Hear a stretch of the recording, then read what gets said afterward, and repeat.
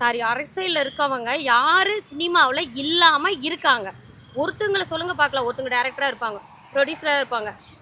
ஏதோ ஒரு டிபார்ட்மெண்ட்ல சினிமா ஃபீல்டுல டச்ல இல்லாம யாருமே கிடையாது.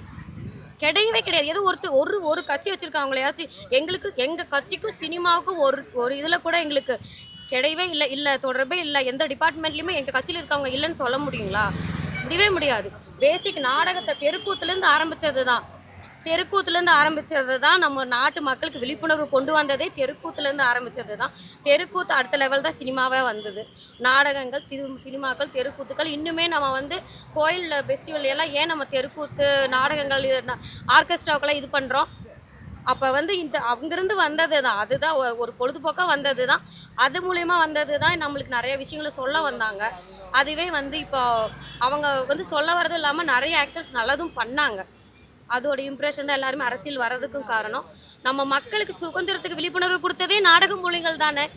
நல்லது பண்ணணும்னு நெனச்சதே நாடகம் மூலமா தானே, தெருக்கூத்து மூலமா தானே மக்களுக்கு கொண்டு போனாங்க. அதோடைய அடுத்த லெவல் தான் சினிமா. அதனால வந்துட்டு சினிமா இல்லாம எல்லாம் அரசியல் இல்லவே இல்ல. அதே மாரி அரசியல் சினிமாவுலயும் நெறைய விஷயங்கள் நல்லது இருக்கு. நம்ம பசங்களுக்கு நம்ம சொல்றத விட சினிமால இருக்கவங்க சொன்னாங்கன்னா அப்படியே பதியுது. அதுவும் விஜய் எல்லாம் சொன்னாருன்னா, என் பையன்லாம் நேத்து நைட் உட்காந்து டிவிக்கே கொடி வரைஞ்சிட்டு இருந்தா. டியூஷன் போயிட்டு வந்து 9 மணிக்கு சாப்பிட சொன்னது. அப்போ வந்து அவங்களுக்கெல்லாம் அவ்வளோ பிடிக்குது.